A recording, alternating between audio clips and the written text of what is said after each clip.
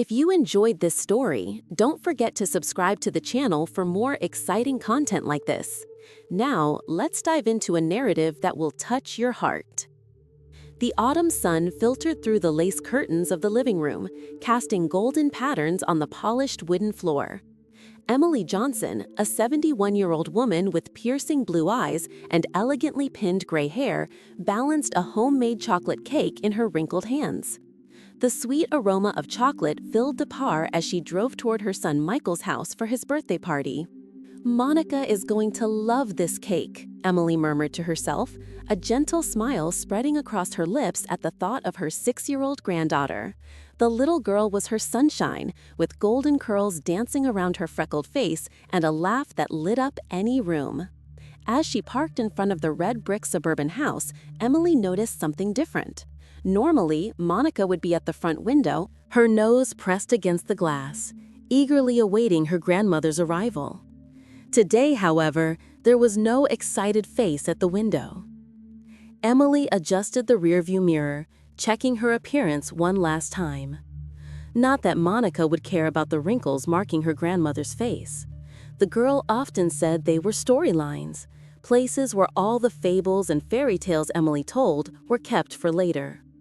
Carrying the cake and a bag with a small wrapped gift, Emily walked to the front door, ringing the bell with her elbow. It was Paula, her daughter-in-law, who opened the door, hair perfectly styled, makeup flawless, and a glass of red wine in hand, even though it was only 2 in the afternoon. "Emily, so glad you made it," Paula said, a smile that didn't quite reach her brown eyes plastered on her face. "Come in, everyone is already here." The living room was decorated with blue and silver balloons, a happy birthday banner hanging on the wall. Some friends and family chatted in small groups. Michael, her 42-year-old son, waved from the kitchen where he was arranging some snacks. But Emily was looking for just one person.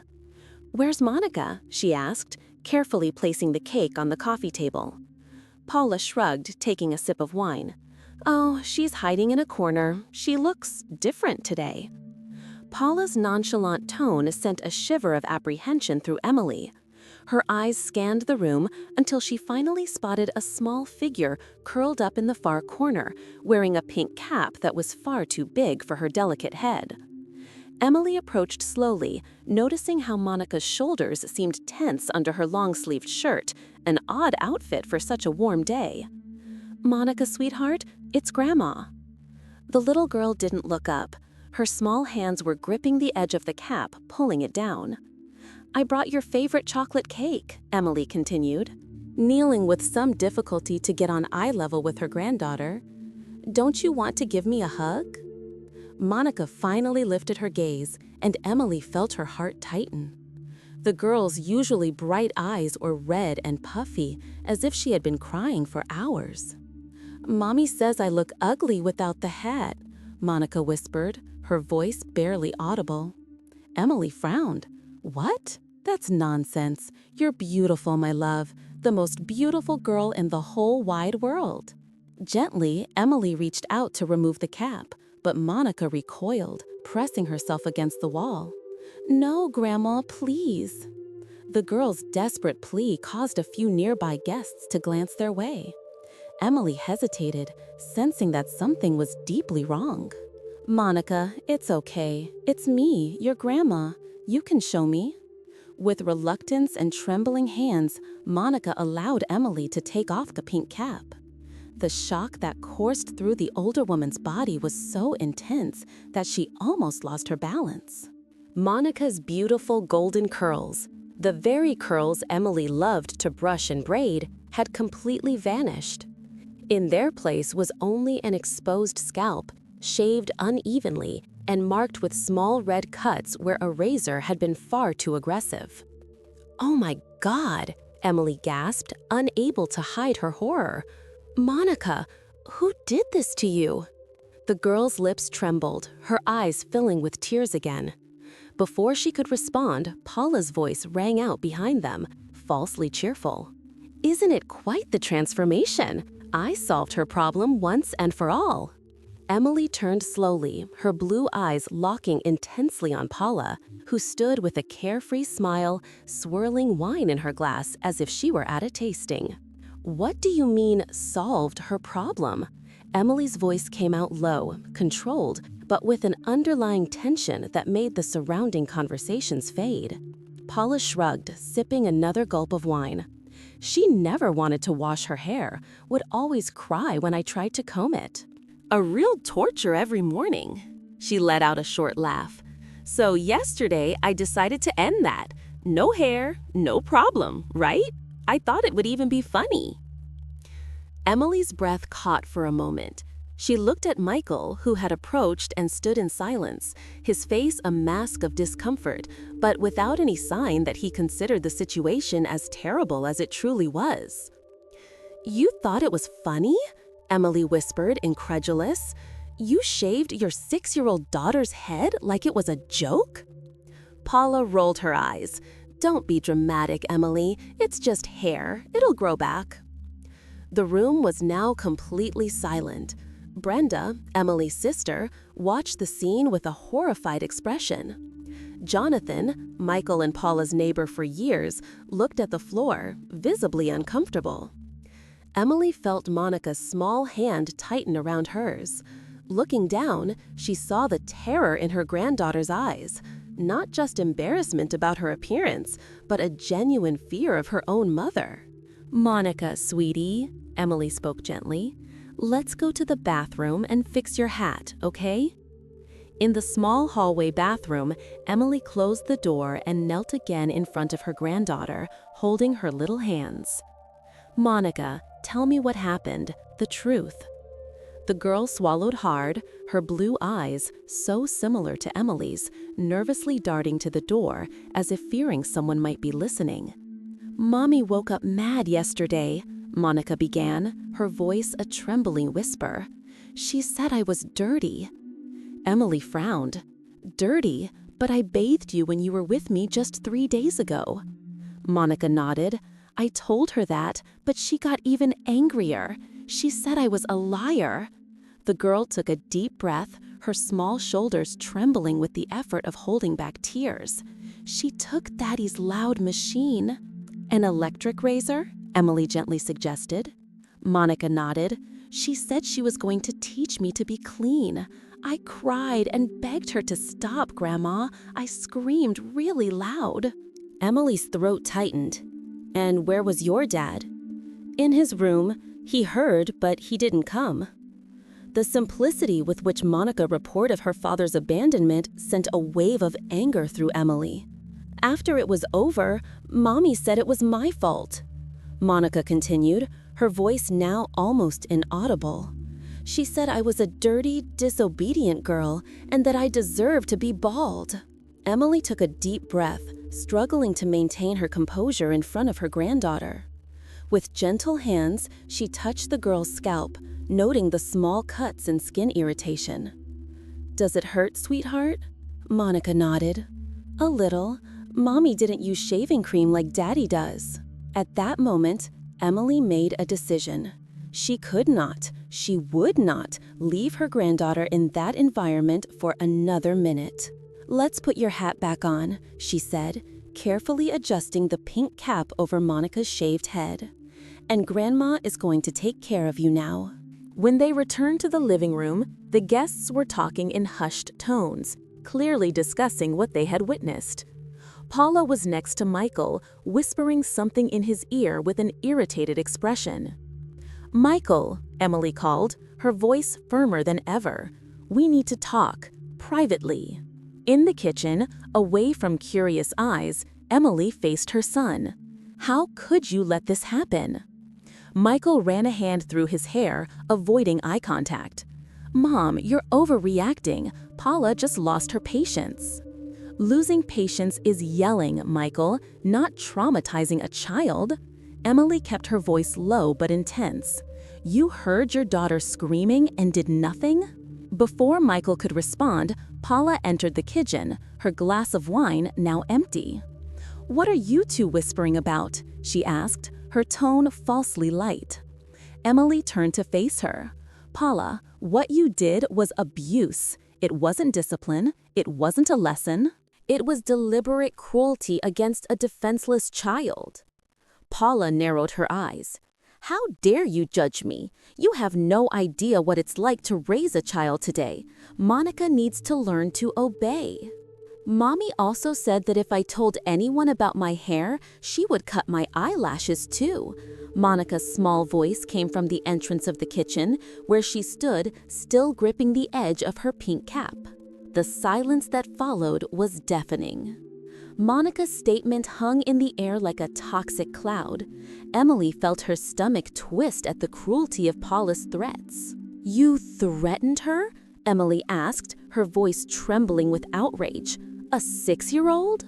Paula crossed her arms defensively. "She's exaggerating. There's no way I would do that." Monica took a step back, her tiny body trembling. "You said yes, Mommy. You said I would be completely bald if I told Grandma." Michael finally intervened, his face pale. "Monica, go back to the living room, sweetheart. The adults need to talk." "No," Emily said firmly. "She stays with me." Brenda appeared in the kitchen doorway, her face marked with concern. "Is everything okay? The guests are starting to feel uncomfortable." "Of course everything is not okay," Emily replied, wrapping a protective arm around Monica. "Paula traumatized my granddaughter and seems to think it's perfectly acceptable." Paula's expression hardened. "You've always judged me, Emily, from day one.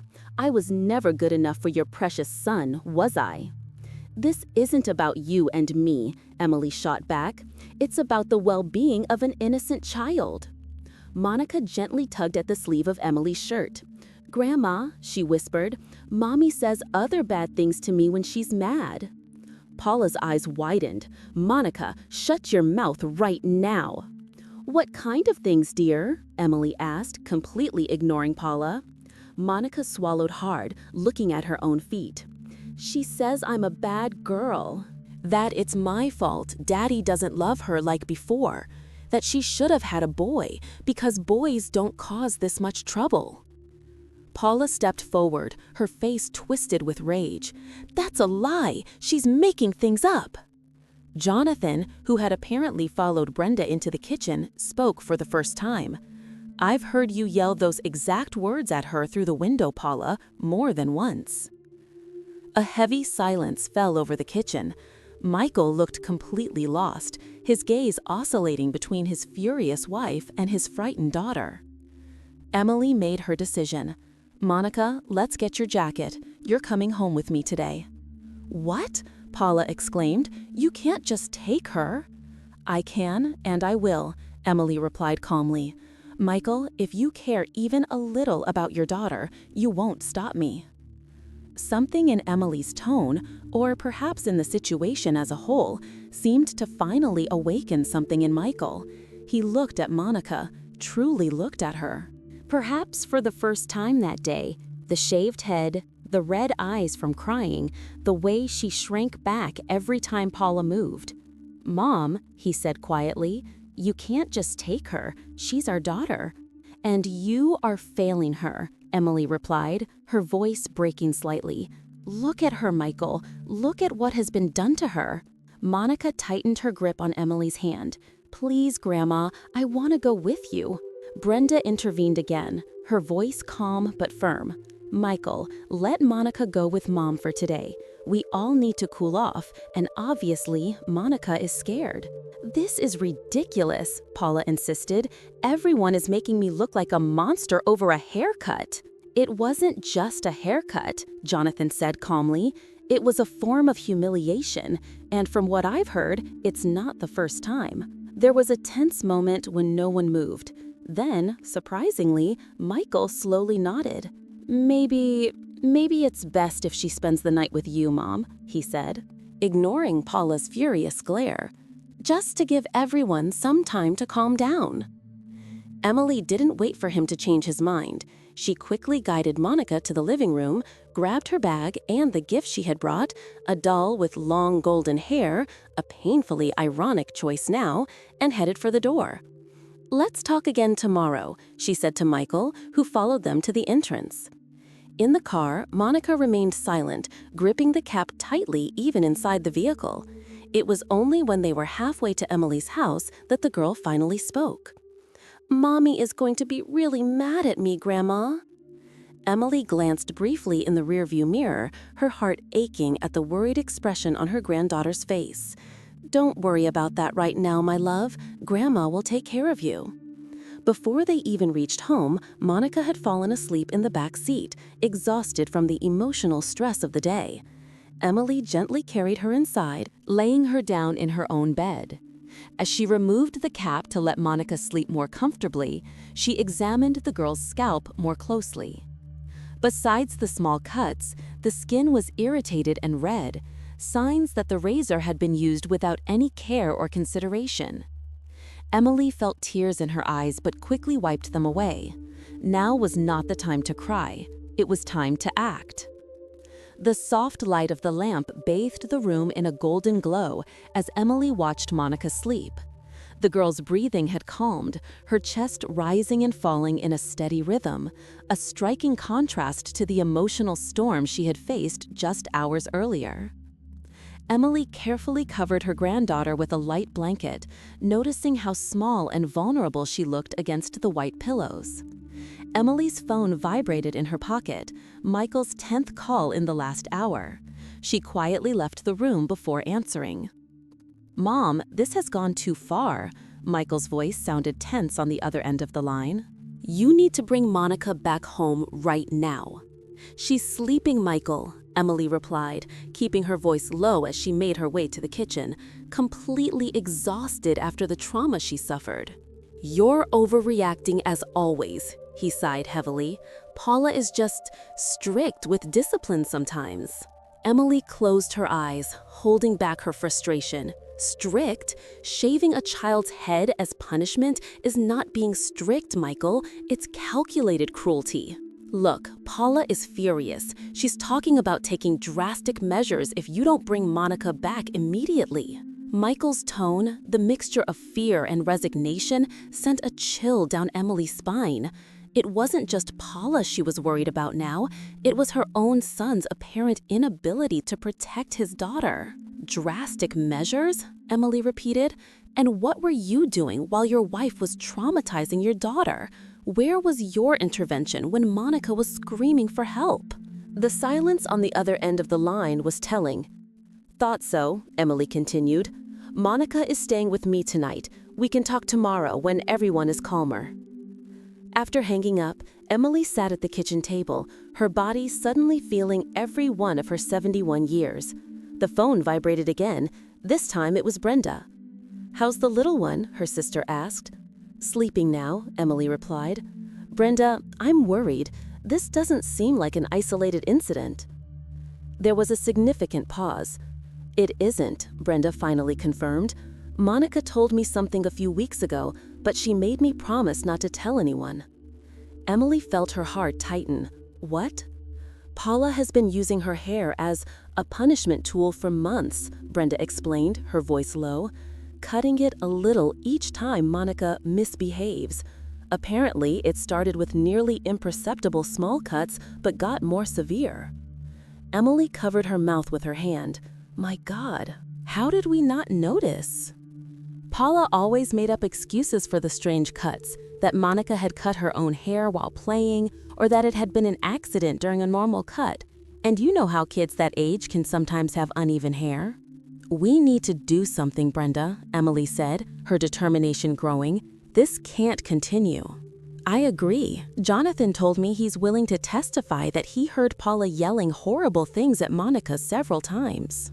Emily nodded, grateful for the support, but her gaze was fixed on Monica, who was now sitting in the grass, chatting animatedly with a butterfly that had landed nearby. That night, during the coconut oil ritual, Emily gently asked, "Monica, sweetheart, if you could choose where to live right now, where would you choose?" The girl was quiet for a moment, her fingers fiddling with the edge of her favorite pajamas, a recent gift from Brenda, printed with twinkling stars. "I can stay with you, Grandma?" she finally asked, her voice small but determined. With Mommy, I'm scared all the time. I don't know when she's going to get mad again or what she'll do to me. Emily felt her heart tighten. You know your parents love you, right? Monica shrugged, a gesture that seemed far too adult for a 6-year-old. Daddy loves, but he never helps me when Mommy gets mad. And Mommy, she hesitated. Mommy says she loves me when she's happy, but when she's mad, she says I ruined her life. The words came out with devastating simplicity, and Emily had to take a deep breath to hold back her tears. How could such a small child articulate something so painful so clearly? Here with you, Grandma, I'm not afraid, Monica continued, her eyes shining in the soft glow of the lamp. I sleep all night without nightmares, and you never tell me I'm ugly or bad. Emily hugged her granddaughter, allowing a solitary tear to slip down her wrinkled face. You are perfect just as you are, my love. Perfect and very, very loved. On the day of the hearing, the family courtroom was less intimidating than Emily had imagined. The room was small and relatively informal, with the judge, a middle-aged man named Richard Donovan, sitting behind a dark wooden desk. Michael and Paula were on one side, both formally dressed. Paula appeared composed, but Emily noticed the cold look that occasionally pierced through her mask of civility. Emily and Brenda sat on the other side, with Monica between them, wearing a small light blue dress and, for the first time in public, without the pink cap. A thin layer of blonde hair, like golden fuzz, was already beginning to cover her scalp. Dr. Herrera was present, as was Jonathan and Monica's preschool teacher, Mrs. Reynolds. Elias Mason sat next to Emily, documents meticulously organized in front of him. We're here to determine the temporary custody of Monica Johnson, Judge Donovan began, his voice calm and methodical. I understand that the child is currently under the care of her grandmother, Emily Johnson, following an incident involving her mother, Paula Johnson. The initial proceedings were formal and straightforward. Michael and Paula's attorney argued that Paula had been diagnosed with a medical disorder and was now under appropriate treatment, making the head-shaving incident an anomaly rather than a pattern of behavior. Your Honor, the attorney argued, Mrs. Johnson is deeply remorseful for the incident and is committed to her treatment. We believe that Monica should be with her parents, not her grandmother, who seems to be trying to alienate the child from her own mother. When it was Elias's turn to speak, he stood calmly. Your Honor, this is not a case of a single isolated episode, but part of an ongoing pattern of psychological abuse. He presented testimonies from Jonathan and Mrs. Reynolds, both describing disturbing behaviors they had witnessed over the months. Dr. Herrera was called next. With clinical precision, she described her sessions with Monica. The child exhibits clear signs of psychological trauma, she explained. Her self-esteem has been severely damaged by repeated negative messages, and she has developed a constant expectation of disproportionate punishment for minor or even imagined infractions. In your professional opinion, Judge Donovan asked, what would be best for Monica at this time? Dr. Herrera didn't hesitate. Monica is beginning to show signs of recovery under her grandmother's care. She feels safe there. I strongly recommend that temporary custody with Mrs. Johnson be extended for at least 6 additional months while the parents continue their respective treatments. The most impactful moment came when Monica was called for a private conversation with the judge. Although hesitant to put the girl in this position, Judge Donovan explained that he wanted to hear directly from her in a non-intimidating environment.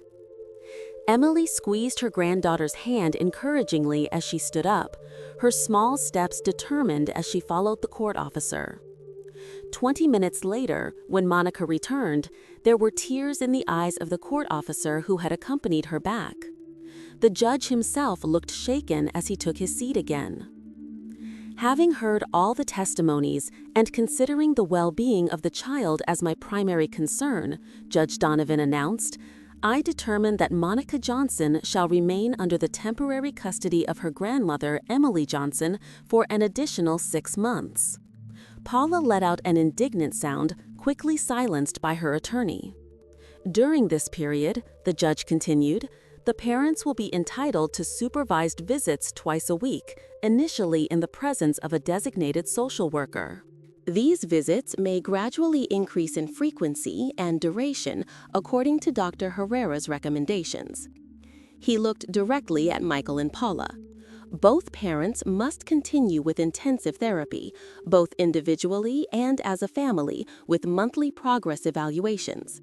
This court wants to see concrete evidence of change before considering any alteration to this arrangement. When the hearing ended, Michael hesitantly approached Emily in the hallway. "Mom," he began, his voice softer than it had been in weeks, I'm starting to see things differently. I think I let things go too far."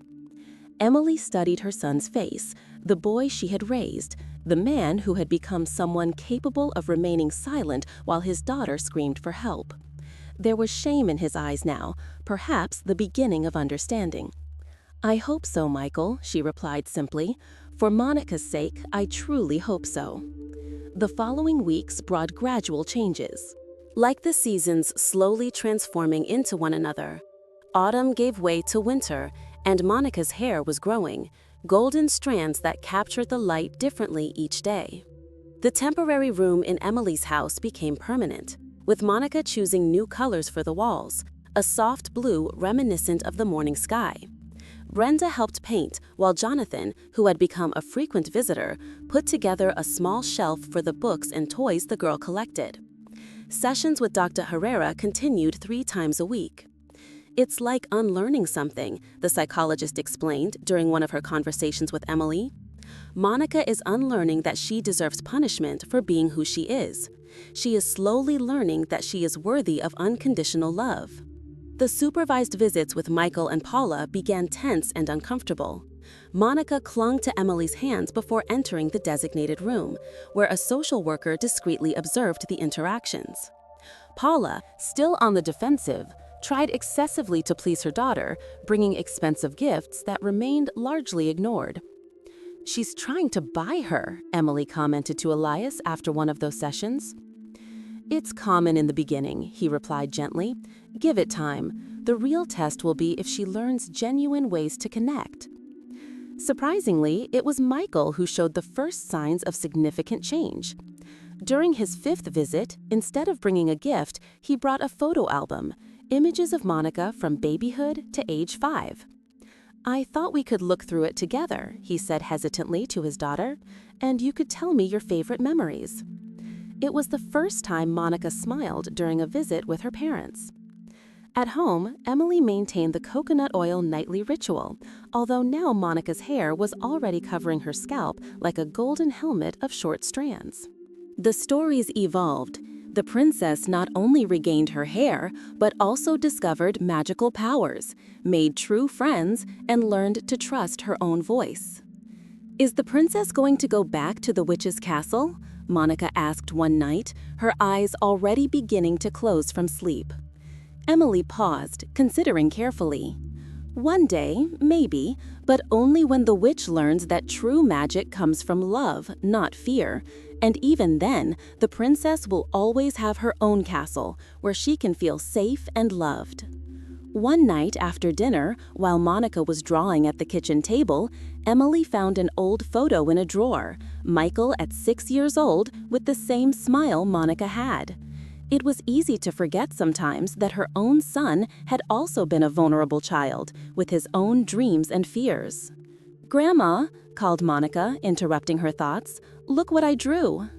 Emily approached to see a colorful drawing of 3 stick figures, one small with short yellow hair, one tall with gray hair, and one medium with what appeared to be a rainbow coming out of its head. "It's you, me, and Dr. Veronica," Monica proudly explained. "Dr. Veronica has rainbow thoughts that help fix sad thoughts." Emily smiled, touched by the simplicity and depth of the child's observation. In the 8th week, there was a breakthrough during family therapy. Paula, who had been regularly attending her own therapy sessions, finally broke down. "I didn't want to be like this," she admitted, tears streaming down her made-up face.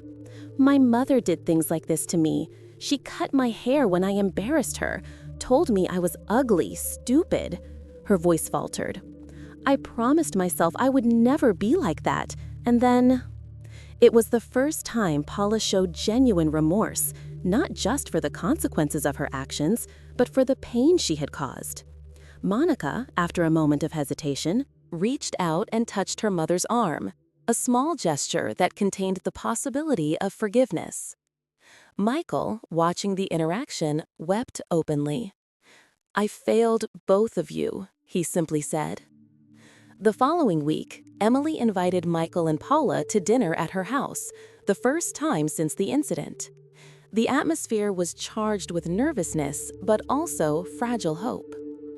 "Your hair is growing beautifully," Paula timidly commented to Monica, who wore a silver star tiara atop her short curls. "Grandma says it will grow back stronger than before," Monica replied, her voice small but firm. "Your grandmother is a very wise woman," Paula said, meeting Emily's gaze with what seemed to be genuine respect for the first time. That night, after Michael and Paula left and Monica fell asleep, Emily sat on the back porch watching the stars. There was still a long way to go, months, perhaps years, of healing for everyone involved.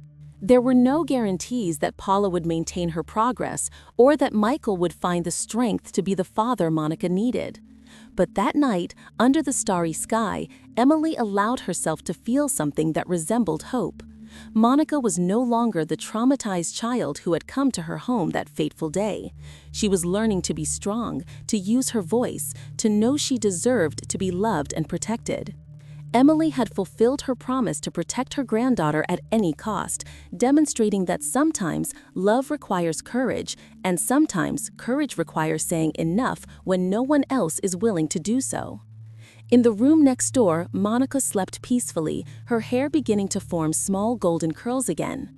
In her dreams, there were no more loud machines or cruel voices, only brave princesses, wise grandmothers, and the certainty that no matter what happened, she would never again be alone in her moments of fear. If this story touched your heart, please be sure to subscribe to the channel, leave a like, and share your thoughts in the comments. Your interactions are what motivate us to continue bringing exciting stories like this one, reminding us of the power of courage and unconditional love.